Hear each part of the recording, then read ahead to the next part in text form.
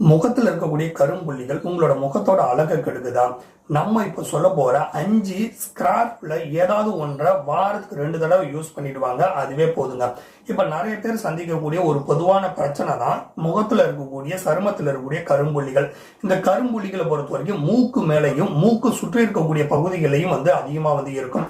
என்ன காரணத்தினால இது வருது அப்படின்னா, அதிகப்படியான சருமத்தில் இருக்கக்கூடிய எண்ணெய், அதுக்கப்புறம் இறந்த செல்கள், சருமத்துல தேங்கி இருக்கக்கூடிய அழுக்குகள், இது போன்ற காரணத்தினால அந்த கரும்புள்ளிகள் வருது. இந்த கரும்புள்ளிகள் சருமத்தோட மென்மைத்தன்மையை பாதிக்கிறதோட சருமத்தோட அழகையும் போக்கிடும், சருமத்தை மோசமான முறையில வெளியே காமிக்கும். இப்படிப்பட்ட கரும்புள்ளிகளை போக்கணும் அப்படின்னா ஃபேஸ் பேக்கால போக்க முடியாது, ஃபேஸ் மாஸ்கால போக்க முடியாது, ஃபேஸ் ஸ்கார்ஃபுகளால மட்டும்தான் முடியும். ஸோ அதோட இந்த ஃபேஸ் ஸ்கார்ஃபுகள் சருமத்தோட நிறத்தை மேம்படுத்தி காமிக்கும், சருமத்தை பொலிவா காமிக்கும், சரும துளைகளை சுத்தம் செஞ்சு கரும்புள்ளிகள் தலை தூக்குவதை தடுக்கும், சருமத்திற்கு புத்துணர்ச்சியை கொடுத்து செல்களோட ஆரோக்கியத்தை ஊக்குவிக்கும், சரும சுருக்கங்களையும் தடுத்து நிறுத்தும், சருமத்தை நீண்ட காலம் இளமையோட வச்சுக்கிறதுக்கும் உதவும்.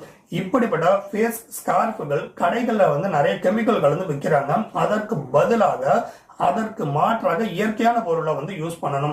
ஏன்னா கெமிக்கல் கலந்தது யூஸ் பண்ணீங்கன்னா சருமத்துல எரிச்சல், அரிப்பு இதெல்லாம் கொண்டு வந்துடும். பட் அதுக்கு பதிலாக உங்க வீட்டு சமையல் அறையில இருக்கிற சில பொருட்களை பயன்படுத்தி ஃபேஸ் ஸ்கார்ஃப்ல வீட்லயே இயற்கையான முறையில பண்ணிக்கலாம். ஸோ இந்த மாதிரி பண்ணீங்கன்னா எந்த ஒரு பக்க விளைவும் இருக்காது, சருமமும் நல்லா பளிச்சுன்னு பிரகாசமா இருக்கும். ஸோ அந்த வகையில ஃபர்ஸ்ட் சொல்ல போறது எலுமிச்சை, அதுக்கப்புறம் உப்பு, இந்த ரெண்டையும் யூஸ் பண்ணக்கூடிய ஸ்கார்ஃப் தாங்க. இந்த ஃபேஸ் ஸ்கார்ஃபுக்கு எலுமிச்சை பழத்துடைய சாறுல கொஞ்சோண்டு உப்பு சேர்த்து கலந்துக்க வேண்டியதாங்க.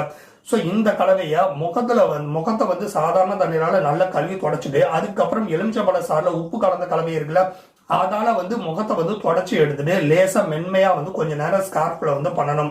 ஸோ அதுக்கப்புறம் குளிர்ந்த தண்ணீரால முகத்தை கழுவிலாம். இந்த மாதிரி வாரத்துல 2 தடவை இந்த மெத்தடை ட்ரை பண்ணுங்க.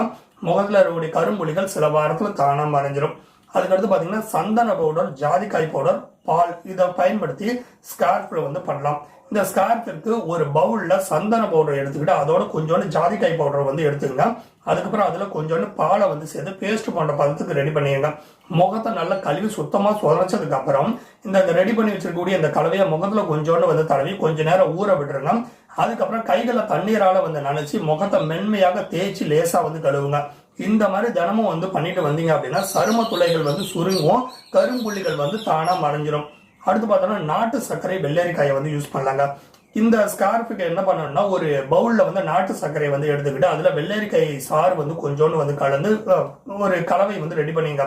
முகத்தை சுத்தமா தண்ணீரால கழுவி தொடச்சிட்டு அதுக்கப்புறம் இந்த கலவையை முகத்துல தடவி கொஞ்ச நேரம் ஊற விட்டுருங்க, ஒரு 10 நிமிஷத்துக்கு. அதுக்கப்புறம் மென்மையாக ஸ்கார்ப் பண்ணுங்க ஒரு 10 நிமிஷம் வரைக்கும். இந்த மாதிரி வாரத்துல 2 தடவை பண்ணிட்டு வந்தா போதும் முகத்துல இருக்கக்கூடிய கரும்புள்ளிகள் எல்லாம் தானாக மறைஞ்சிரும். அடுத்து பார்த்தோம்னா பட்டை, தேன் ரெண்டும் கலந்ததை யூஸ் பண்ணலாம். இந்த ஸ்கார்ஃபுக்கு ஒரு பவுல்ல பட்டை பொடியை எடுத்துக்கிட்டு தேன் அதோட சேர்ந்து பேஸ்ட் போன்ற பதத்துக்கு ரெடி பண்ணிக்கணும். இந்த பேஸ்ட் போன்ற பதத்துல இருக்கக்கூடிய கலவையை உங்களோட முகத்துல கரும்புள்ளிகள் இருக்கிற இடத்துல தடவி மென்மையா கொஞ்ச நேரம் ஸ்கார்ஃப் பண்ணணும். அதுக்கப்புறம் வெதுவெதுப்பான தண்ணீரால முகத்தை கழுவிட்டு அதுக்கப்புறம் குளிர்ந்த தண்ணீரால இன்னொரு தடவை முகத்தை கழுவணும். வாரத்தில் 2 தடவை இந்த மெத்தடை ட்ரை பண்ணுங்க. முகத்துல இருக்கக்கூடிய கரும்புள்ளிகள் தானா மறையும். அடுத்து பார்த்தோம்னா கிரீன் டீயை யூஸ் பண்ணலாம். கிரீன் டீ தயாரிச்சதுக்கு அப்புறம் அந்த பைய தூக்கி போடாம அந்த இலைகளை முகத்துல தடவி மென்மையா கொஞ்ச நேரம் ஸ்கார்ஃப் பண்ணணும். அதுக்கப்புறம் குளிர்ந்த தண்ணீரால முகத்தை கழுவணும்.